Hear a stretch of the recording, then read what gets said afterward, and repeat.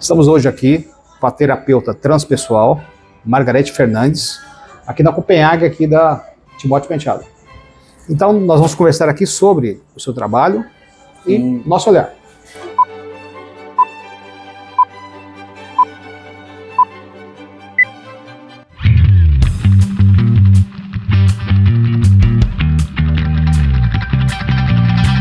Então, Margarete, fala um pouquinho do seu trabalho como terapeuta. O meu trabalho, sou terapeuta transpessoal, então, o que é a transpessoal, não é?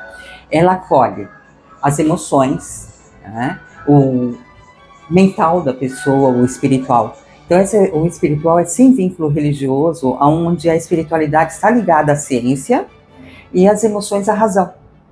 Então, a pessoa ela tem o quê? Um questionamento de quem ela é. É como se ela estivesse perdida no tempo, no espaço dela mesma. Então ela começa a ter dúvidas, receios, medos, mas não é nada externo, é tudo interno. Então esse distanciamento que ela tem da própria essência faz com que ela vá buscar ajuda, e é o foco da transpessoal. Então a base da transpessoal é o autoconhecimento.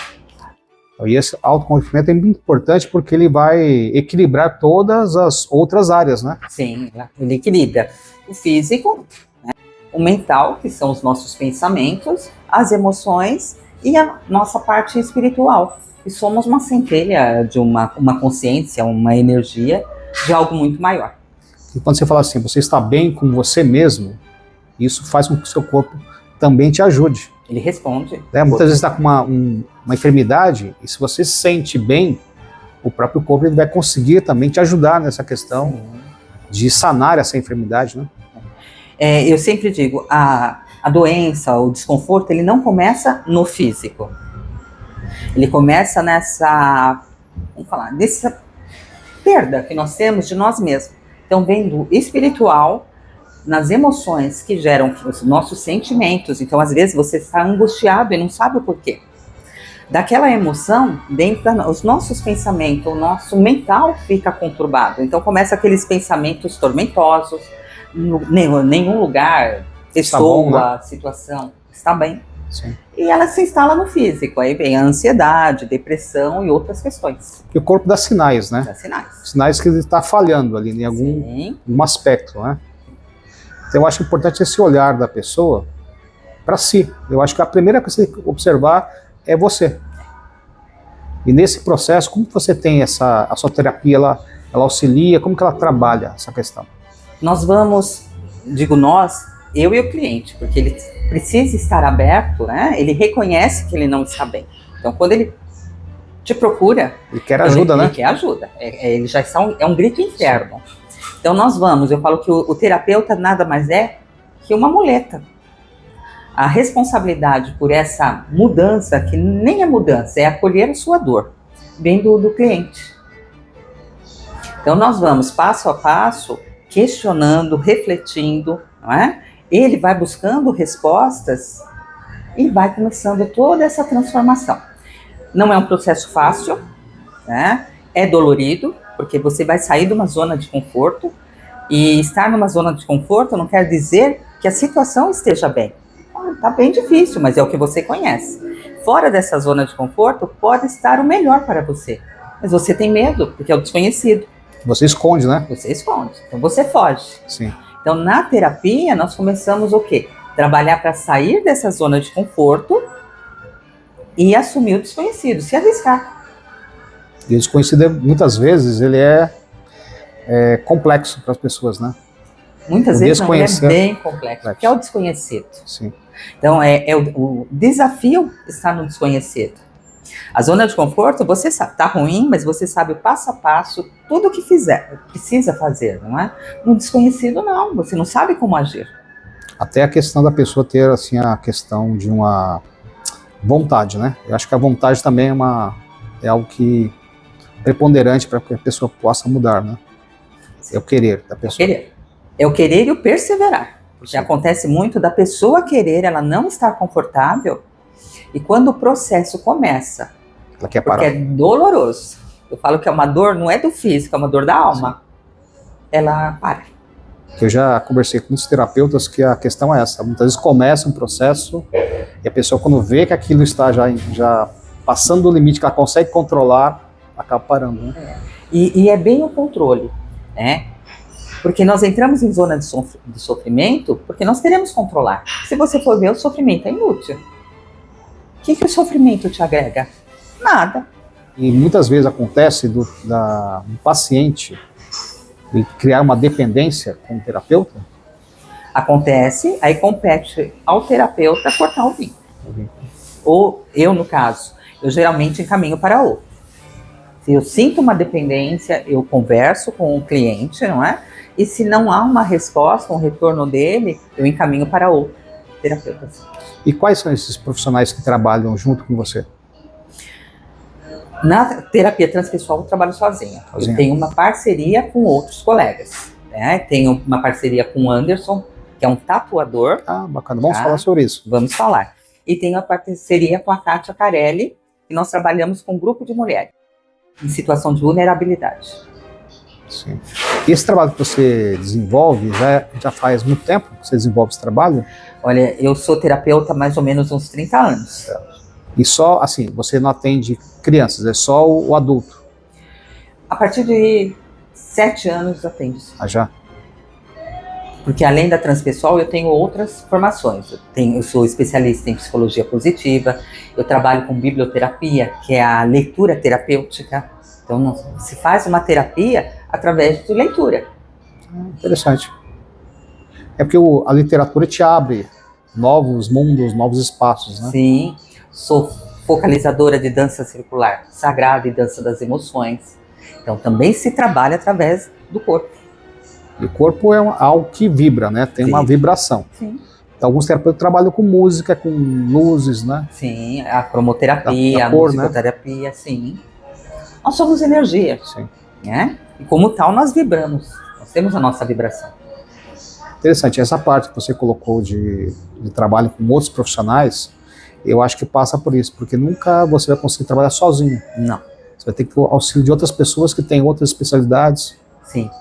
Que podem ajudar essa pessoa de uma outra forma, você complementa com um outro atendimento, um outro viés de... Sim, sim.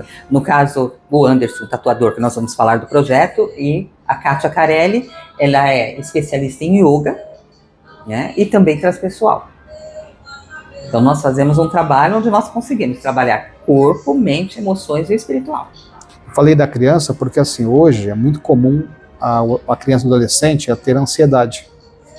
E várias, talvez, enfermidades que vêm dessa ansiedade. Sim, a criança hoje, ela está vivendo um momento muito delicado. É muita cobrança na parte educacional. Se você pegar uma criança hoje, numa determinada idade escolar, uma do passado, a cobrança hoje é muito maior. A exigência é muito maior.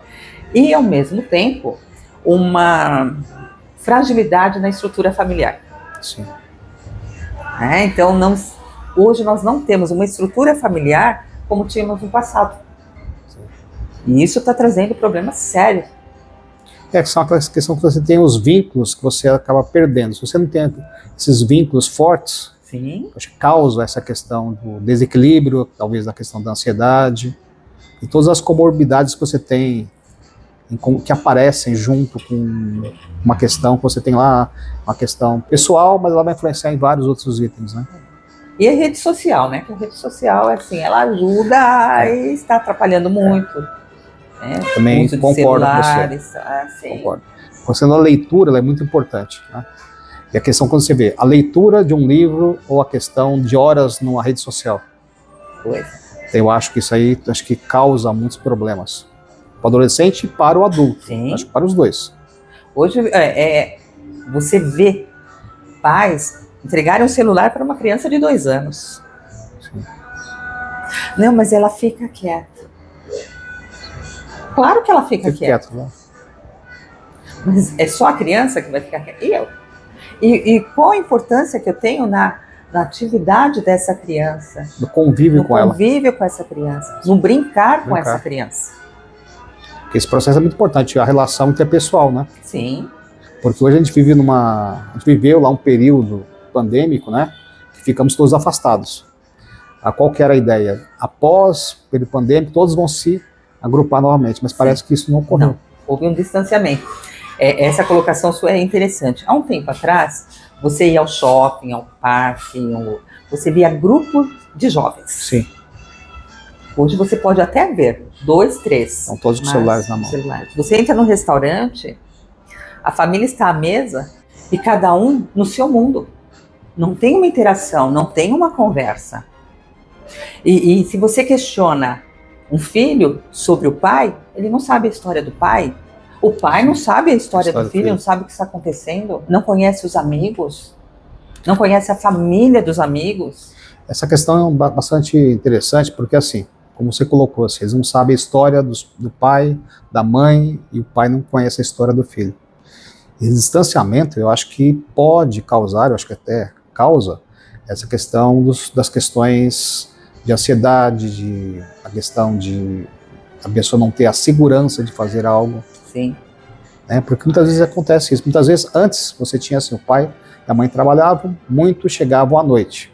Mas mesmo chegando à noite, você tinha contato com os filhos.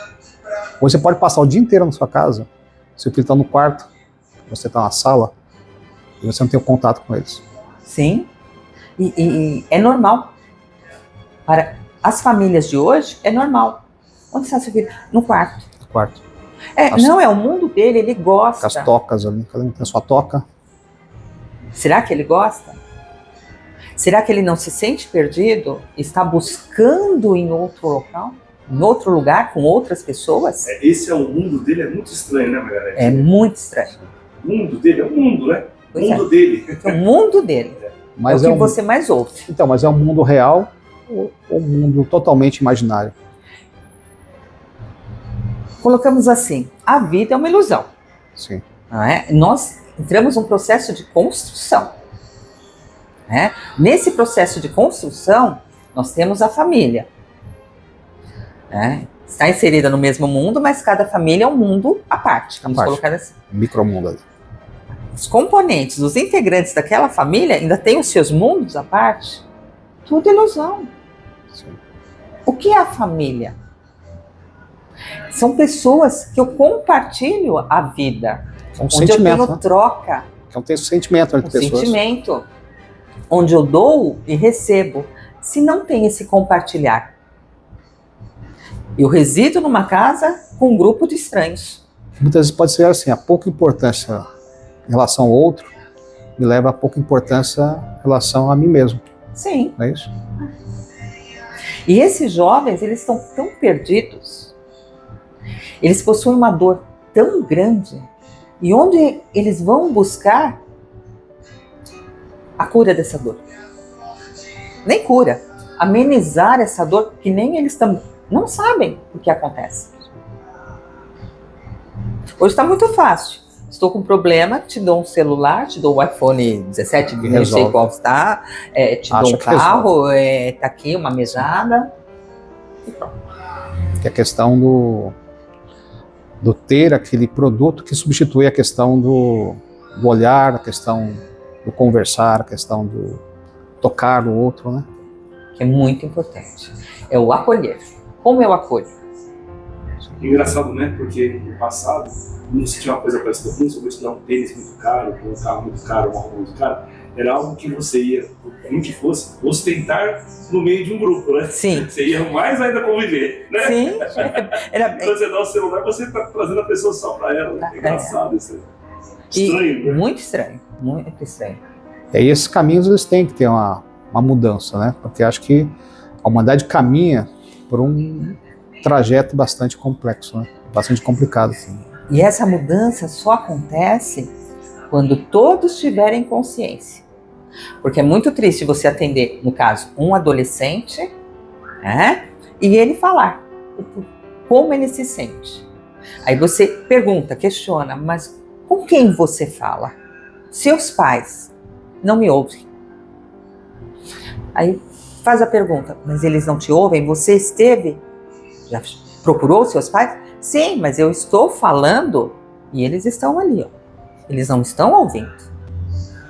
Aconteceu um fato de eu atender um adolescente e ele colocar isso.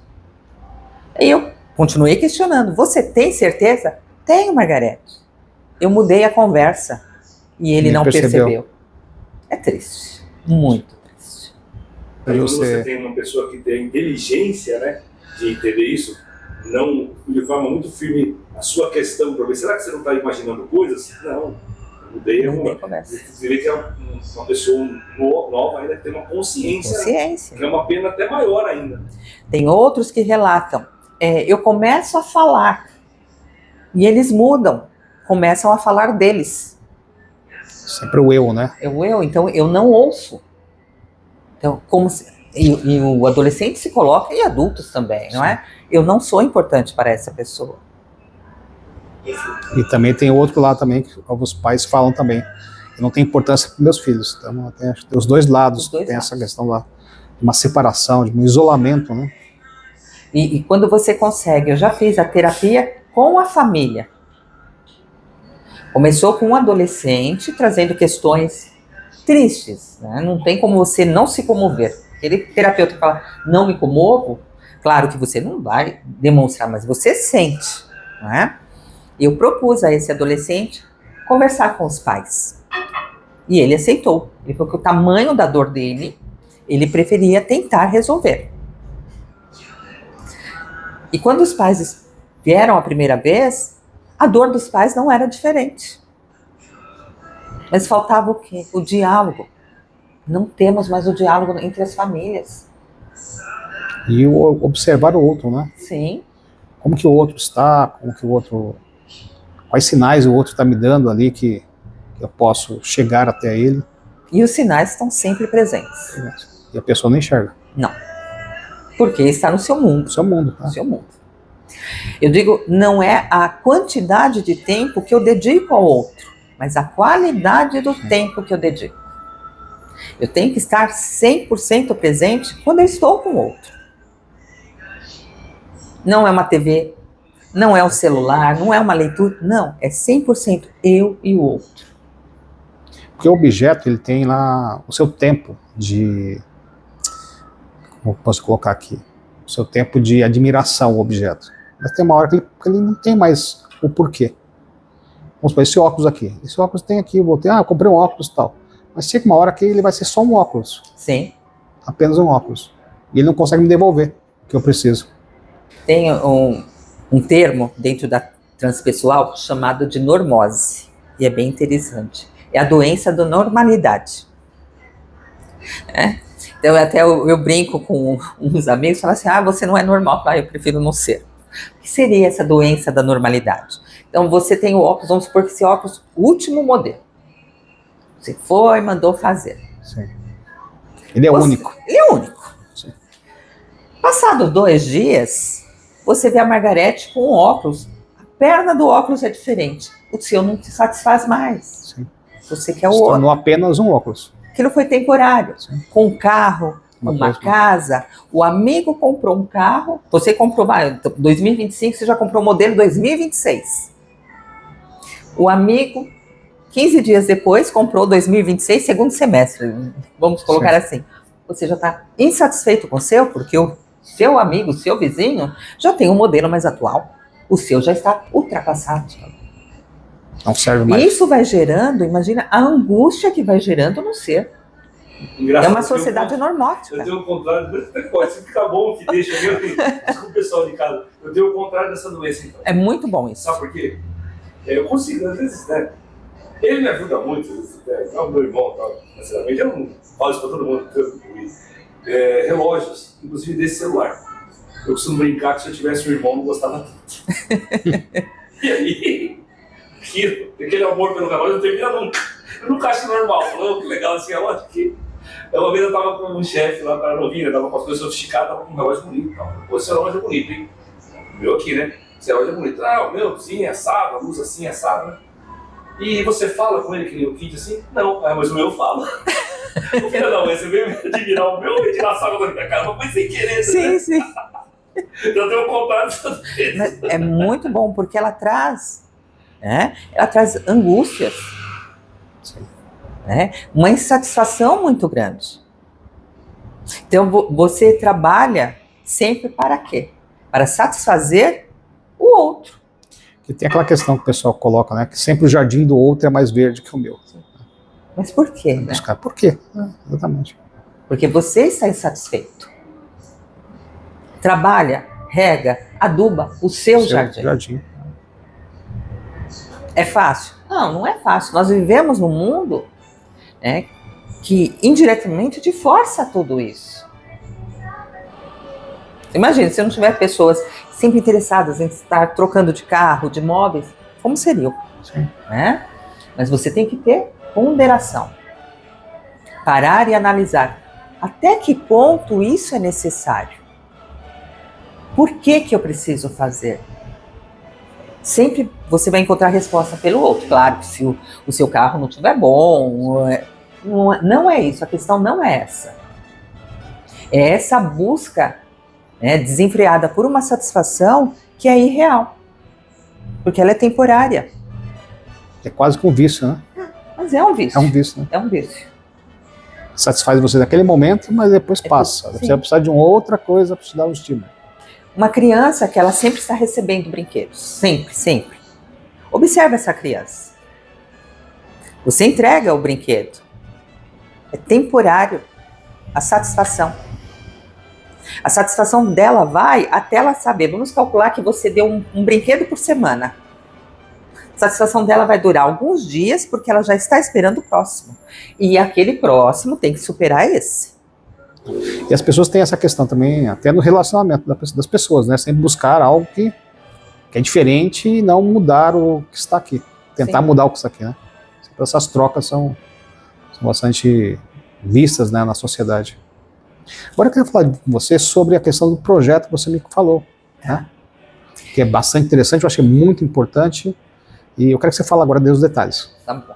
Esse projeto é o projeto Acolhedor, né? Em parceria com o tatuador, o Anderson.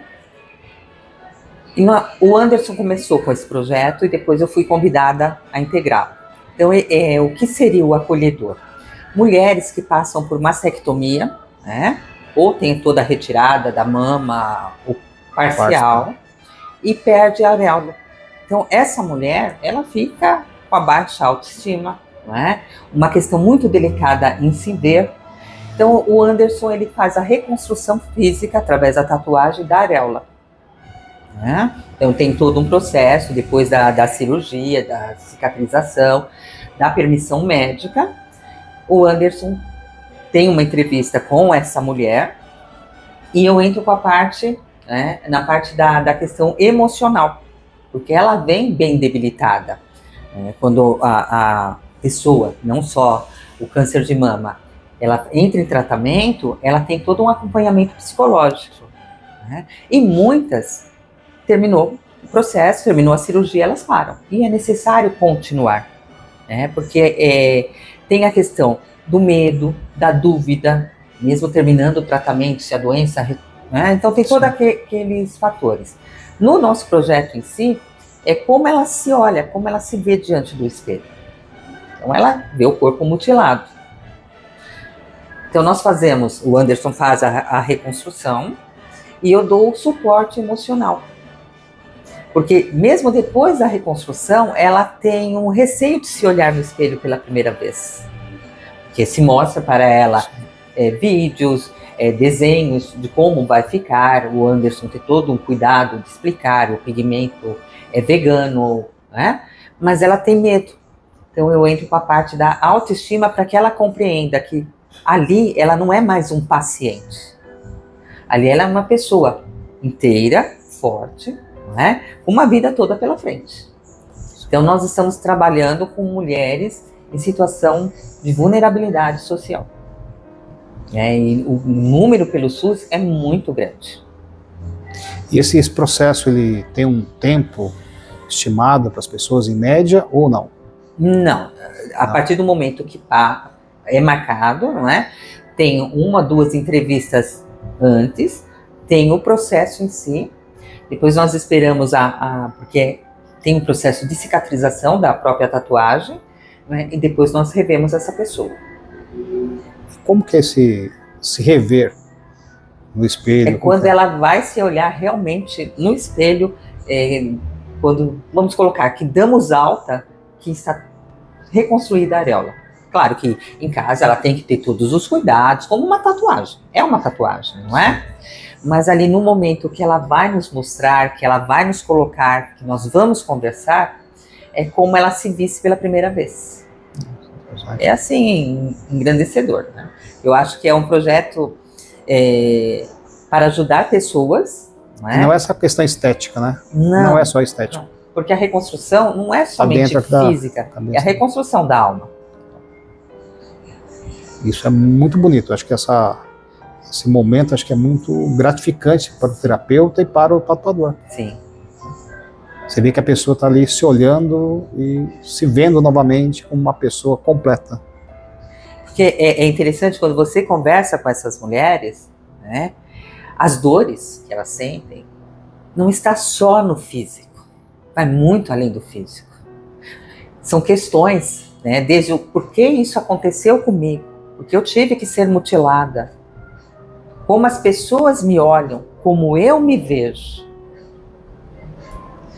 Depois que você apresenta o projeto, não é? Depois da reconstrução, que ela se vê ali inteira, fisicamente, emocionalmente, espiritualmente, não tem o que pague. Sim. A bota tem uma alicerce ali que ela consegue agora prosseguir a vida dela, né? Sim, e esse projeto é uma forma de devolvermos o que tanto que a gente recebe, né? Nós recebemos o universo todos os dias, não é? Às vezes o processo não é só a mama, né? Você tem todo o processo no tratamento, perde os cabelos, tudo uma... Todo o processo nós estamos falando mais de mulheres, né? Nessa questão.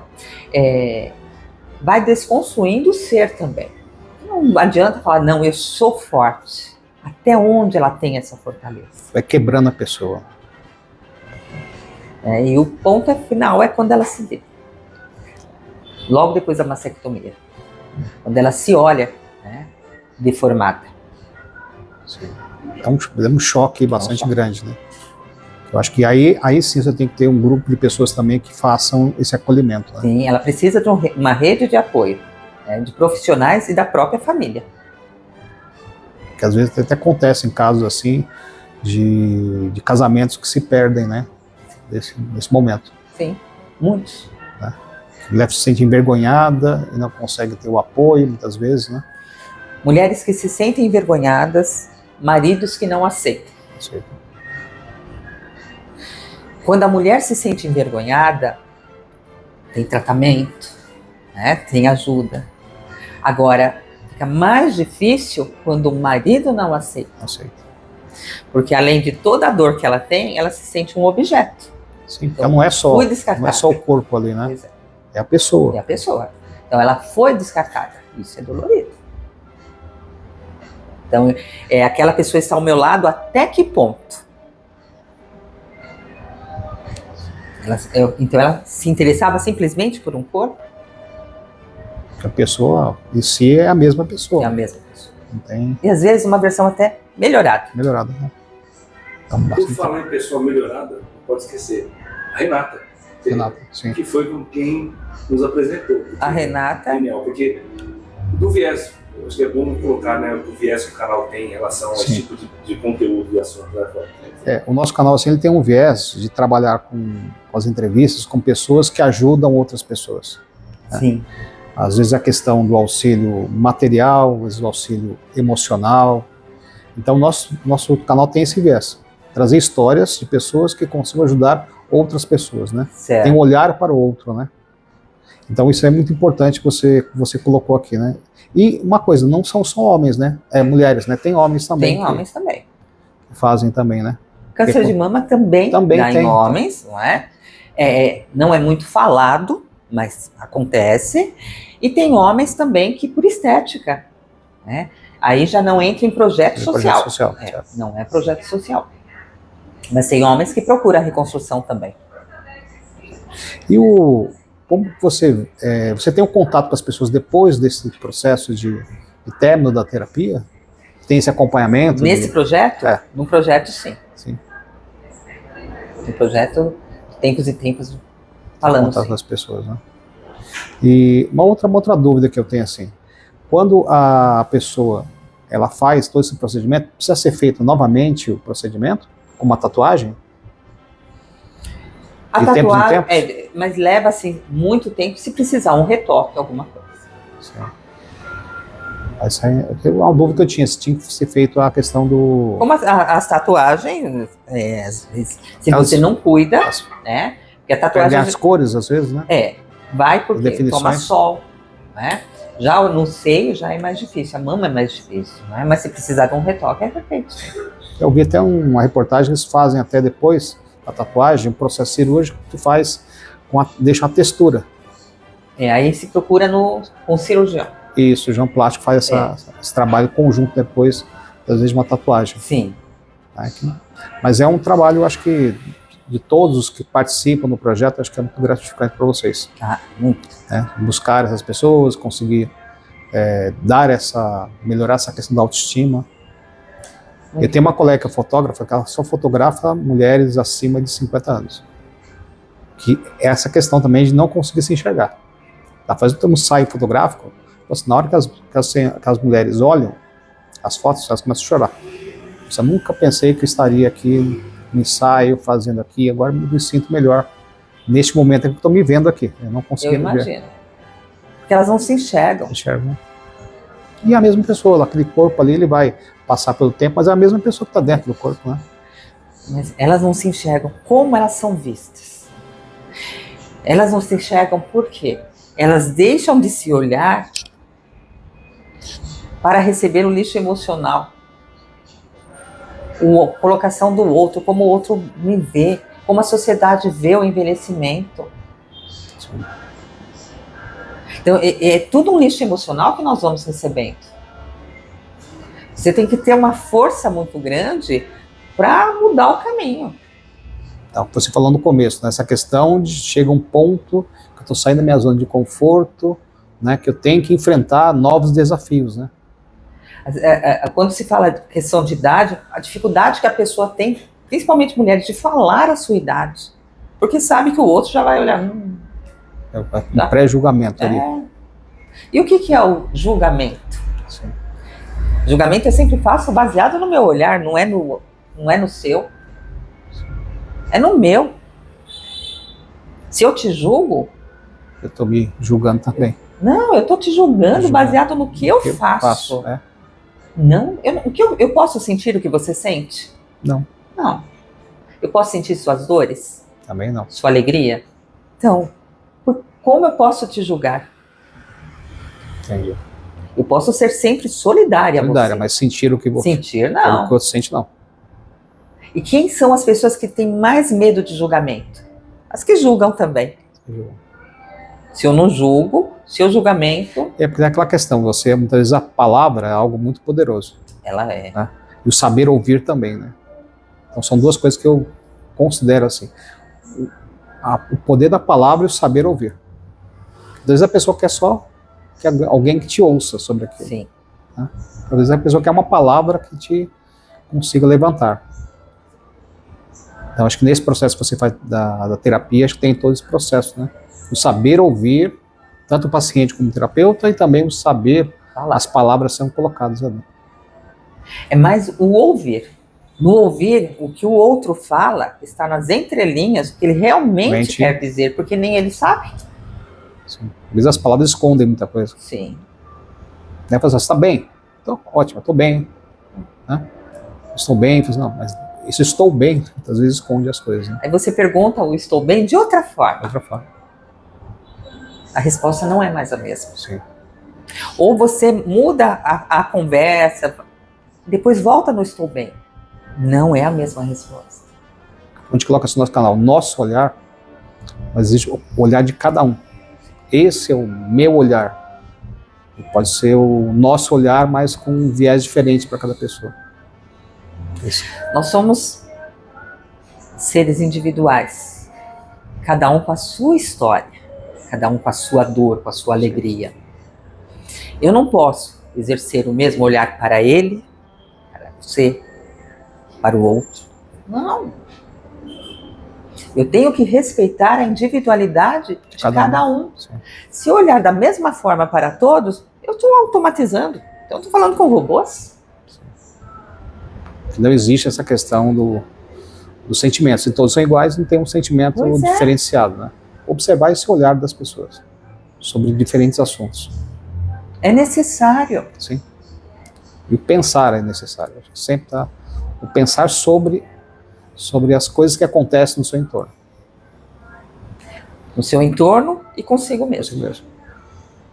As pessoas falam muito assim, principalmente em terapia, mudar, transformar. Não.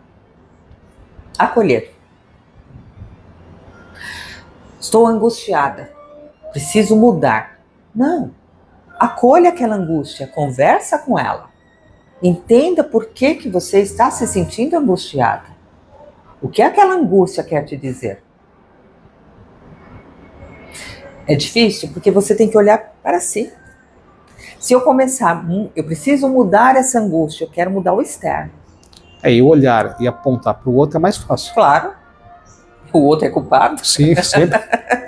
Culpar o outro Sim, é muito sim. fácil. Olhar para si mesmo e falar assim, ó, você tem que mudar. Que eu tenho que mudar. Assim. Eu digo que É a você. culpa não é solteira. Sim, Tá? sim. Eu tenho parcela também. Então é 50-50. A pessoa pode ter feito o que for. Mas eu deixei aquilo acontecer, né? Eu permiti que aquilo pudesse acontecer.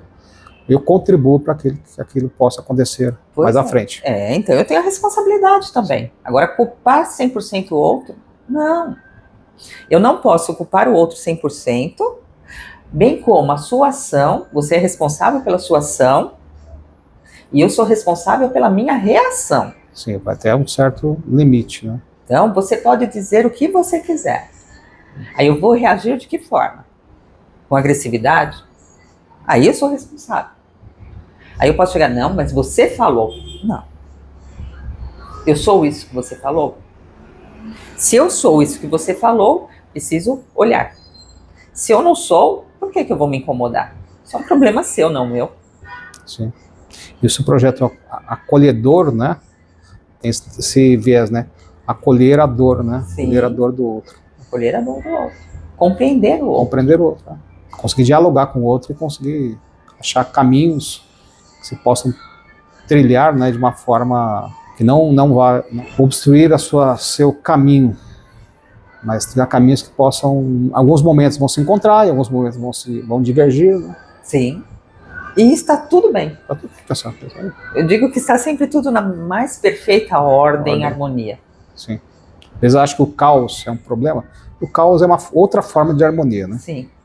É necessário, o caos Sim. é necessário. Ele vai mexer nos bloquinhos ali, Sim. para que você possa depois organizar os bloquinhos novamente.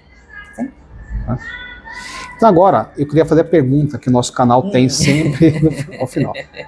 Assim, você quer deixar primeiro algum contato seu, do projeto? Vou deixar então a minha página no Instagram, que é @margaretefernandes.terapeuta. E tá tudo bem, de lá a gente conversa, é só enviar mensagens, que eu tiro qualquer dúvida. E agora a nossa pergunta, nosso canal. Bem tranquilo. Qual é o seu olhar para a vida? Meu olhar para a vida, pergunta profunda. Meu olhar para a vida. Olha, eu sempre digo que a vida é um barco, um navio. Né? Nós embarcamos sem bagagem. Entramos, né? Sem destino. Não conhecemos ninguém. Nós vamos construindo, preparando a nossa bagagem ao longo dessa jornada. Em um determinado momento, sem aviso, esse navio atraca, chegou a hora de você desembarcar. Você não leva bagagem com você nenhuma, mas deixa muitas. E essas são importantes. Você deixa relações, né? Você deixa respeito, você ensina respeito, você ensina diálogo. Então, a vida para mim representa isso. Trabalhar em mim para deixar o melhor que eu puder nessa grande viagem. Bacana, bonito. Bonito. Bonito. Então, o nosso olhar vai ficar aqui. Vou agradecer muito a Margarete, Eu tá, que pelo agradeço a aprendizado, tá? oportunidade. E o nosso olhar, teremos novas histórias, novas bonitas histórias, como ela colocou aqui, ensinamentos também. Eu agradeço. E até o nosso próxima entrevista.